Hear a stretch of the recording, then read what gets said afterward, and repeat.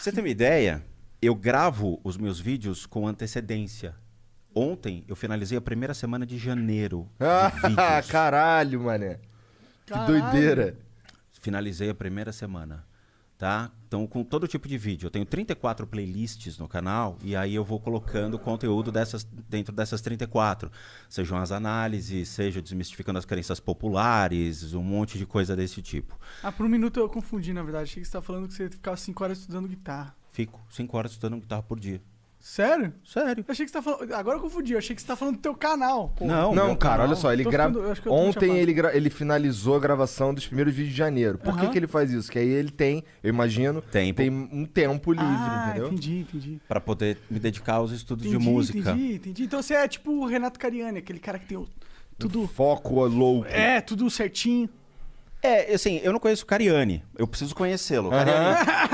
Eu conheci, tô fudido, mano. Cariani, vamos fazer o Projeto Spook 2021. Aqui, ó. Isso aqui, ó, essa meleca, essa pandemia me fez crescer 15 quilos. A culpa é da pandemia, né? Cara, o mal sempre vem de fora, né? O mal vem ligado. iFood. Os caras ficam me entuchando esses hambúrguer. Os caras chegam lá em casa com hambúrguer, eu não sei porquê, cara. Do nada, né? Aí, ó, tem uns hambúrguer aqui do capeta. Antes eu treinava 1h30 por dia, 1 hora. Aí não dá, cara. Dá pra ver que você tem um bracinho aí legal. Caralho, ele é fortão mesmo. Mesmo. Vai, tem o bucho agora, então a gente fala que é o Honda. Não, vai. Ainda bem que eu não sou o Dalsin, cara. Pensou, ia ser... O cara tá passando fome ali, rapaz. Mas vamos lá, vou explicar pra vocês todo como surgiu a ideia do canal e tudo mais, tá? Eu sou formado em administração de empresas, fiz uma faculdade que é a Mauá, tá? De lá eu entrei direto no mercado de capitais. Então eu fui trabalhar como analista de investimento. Trabalhei em corretora, trabalhei em banco, trabalhei em empresas. Foram mais ou menos uma jornada de 17 anos dentro do mercado financeiro.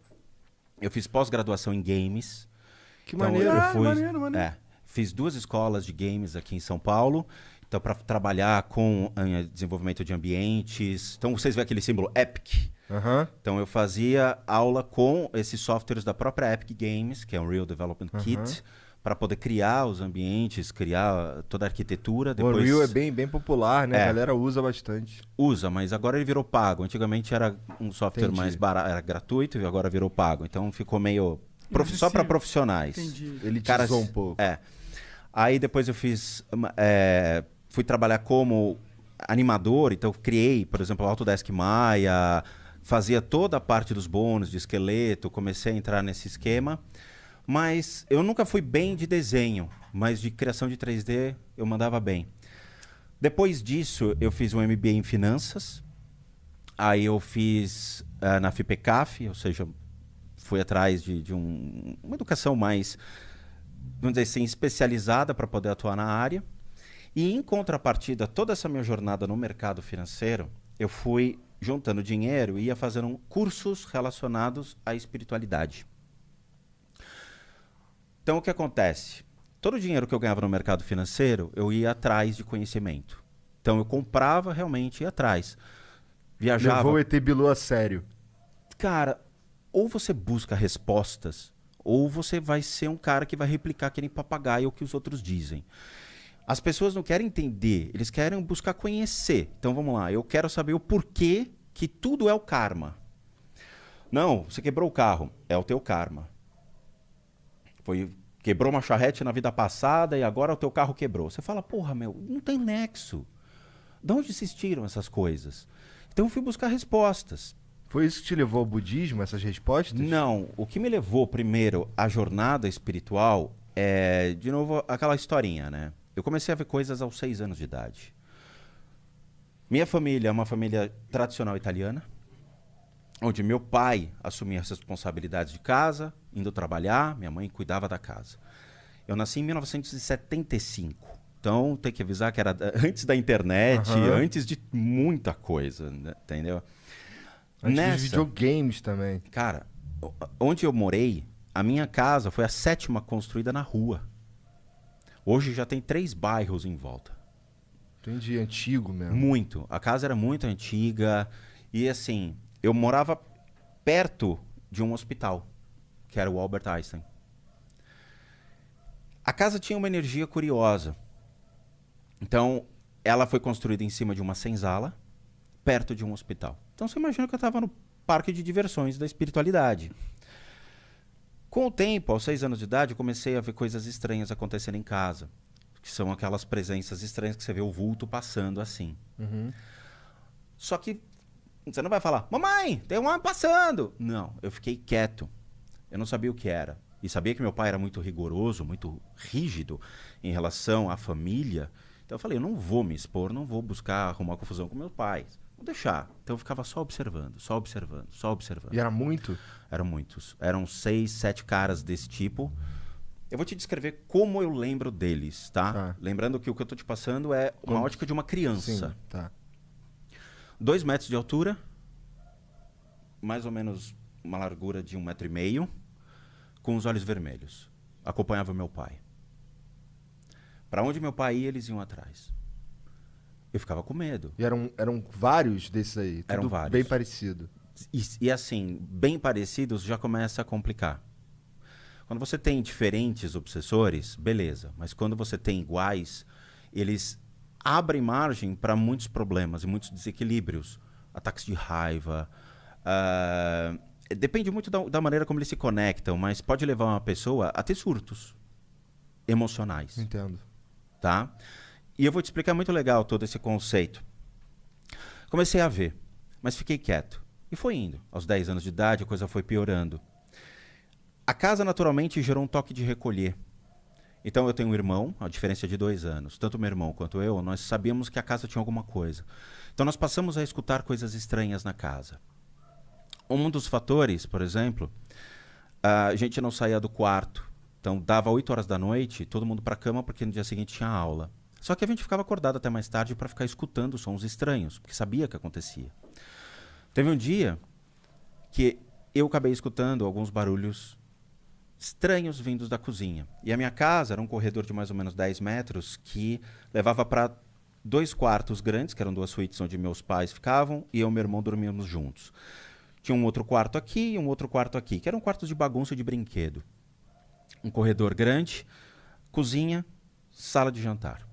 E embaixo era uma sala de visitas, que ninguém entrava. Ninguém entrava. Por que ninguém entrava? Só por que não? Eu vou explicar, a história é maior. Entendi, tá. Tem muita coisa legal, Caralho, cara. que doideira. Eu escutei um barulho na cozinha, eu levantei e botei o ouvido na porta. De repente eu escutei passos vindo, porque era carpete. E meus pais estavam dormindo já há muito tempo. Eu escutava... E parava. E sabe, quando criança, vai aquele ponto de interrogação em cima direto. Você fala, caraca, o que tá vindo? Chegou uma hora que eu olhei pelo buraco da maçaneta para procurar. Aí escutei uma voz que ecoava dentro da minha cabeça, não passava pelo ouvido, falando, volta pra cama. Velho. Apertou. Eu fui direto, mas eu pulei pra cama e me enrolei. A partir desse momento, eu comecei a ser notado por esses seres. Então, todas as vezes que eu passava pelo corredor, dava para vê-los entre os quartos, observando quem passava pelo corredor. Eles estavam esperando meu pai. E o pior é que, assim, eles saíam no momento em que meu pai entrava em casa. Então, eu sabia que meu pai estava chegando quando eu via a movimentação desses seres. Caralho, cara. Era incrível. Era algo que você sempre os via. Sempre. Se você tava em casa, você tava vendo esses troços. Sempre.